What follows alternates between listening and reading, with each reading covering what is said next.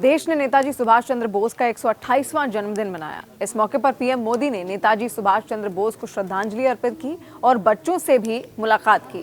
PM Modi ने बच्चों को बताया कि देश के लिए नेताजी ने क्या क्या किया। अपने सपने, अपने आकांक्षाओं को तिलांजलि देकर देश को आजाद कराने का संकल्प लिया। अपने खून का एक एक कतरा देश के लिए निछावर कर दिया। नेताजी की शैक्षिक और आत्मिक ताकत का यही नतीजा था कि उन्होंने ब्रिटिश हुकूमत की नींव हिलाकर रख दी। नेताजी का पूरा जीवन पराक्रम की पराकाष्ठा है। नेताजी सुभाष चंद्र बोस एक उग्र राष्ट्रवादी थे, जिनकी देशभक्ति ने उन्हें भारतीय इतिहास का सबसे महान स्वतंत्रता सेनानी बना दिया। नेताजी का वो कौन सा नारा है जो आपको मोटिवेट करता है? आजादी। जब आजादी मिल गई तो तुम देना नहीं तो क्या देंगे? सर फिर भी खातिर कैसे वो लीडर थे और कैसे वो अपने देश को अपने सबसे उनकी प्रायोरिटी तो इससे बहुत प्रेरणा मिलती है हमें। प्रेरणा मिलती है, लेकिन क्या करें?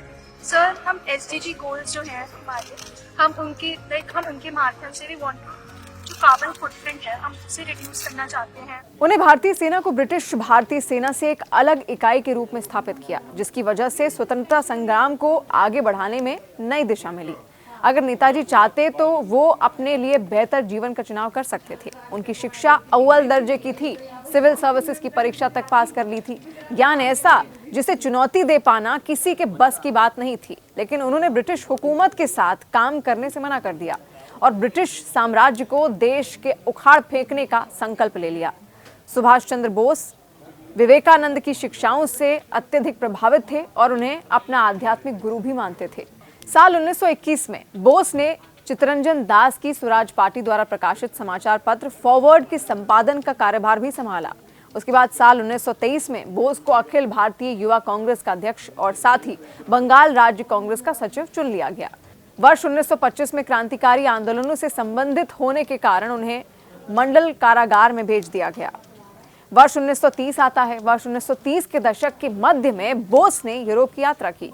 उन्होंने पहले शोध किया, तत्पश्चात द इंडियन स्ट्रगल नामक पुस्तक का पहला भाग लिखा, जिसमें उन्होंने वर्ष 1920 से 1934 के दौरान होने वाले देश के सभी स्वतंत्रता आंदोलनों को कवर कर लिया।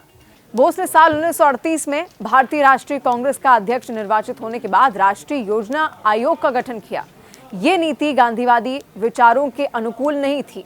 पीएम मोदी भी नेताजी के विचारों से बहुत प्रभावित हैं और उनकी प्रेरणा ही है कि पीएम मोदी ने देश को विकसित राष्ट्र बनाने के लिए अपना पूरा जीवन न्यौछावर कर दिया और यही प्रेरणा देश की नींव यानी हमारे बच्चों को भी दी, ताकि हर कीमत पर देश को दुनिया के पटल पर विकसित भारत बनाया जा सके।